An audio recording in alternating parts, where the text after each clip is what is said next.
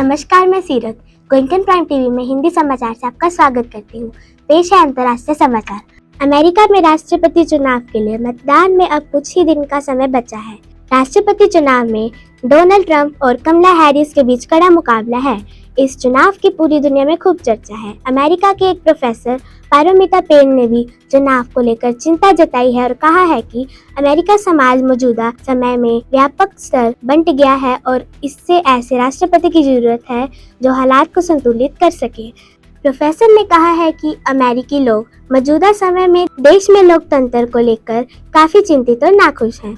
अब कुछ राष्ट्रीय समाचार। रतन टाटा के निधन पर देश भर में शोक की लहर है। उन्होंने 86 साल की आयु में मुंबई के ब्रीच कैंडी अस्पताल में अंतिम सांस ली। टाटा के निधन पर एन चंद्रशेखर ने समूह की तरफ से संदेश जारी किया। महाराष्ट्र के मुख्यमंत्री एकनाथ शिंदे ने कहा है कि टाटा का अंतिम संस्कार पूरे राजकीय सम्मान के साथ किया जाएगा। रतन टाटा के निधन पर महाराष्ट्र सरकार ने एक दिन के शोक का ऐलान किया है। मुख्यमंत्री कार्यालय से जारी बयान में इसकी जानकारी दी गई है।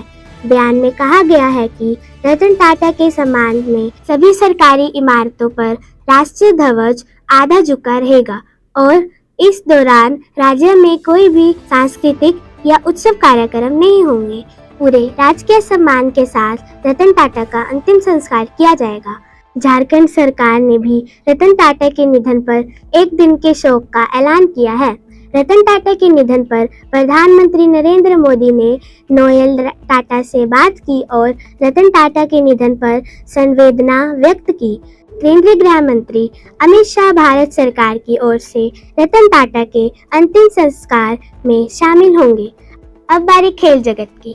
खेल जगत के सितारों ने भी इस पर दुख जताना शुरू कर दिया है। रोहित शर्मा ने कहा कि एक ऐसे व्यक्ति जिसका दिल सोने जैसा था।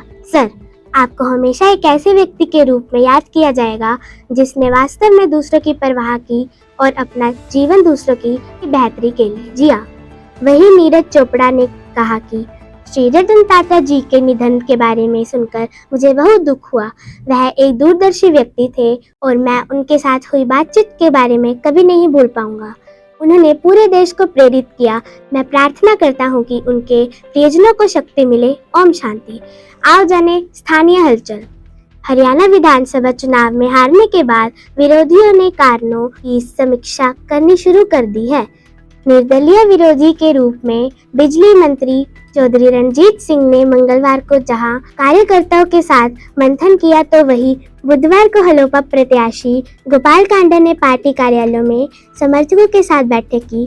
चुनाव के दौरान गड़बड़ी के आरोप लगाते हुए उन्होंने कहा कि जिन अधिकारियों व कर्मचारियों ने गड़बड़ी की उन्हें बख्शा नहीं जाएगा।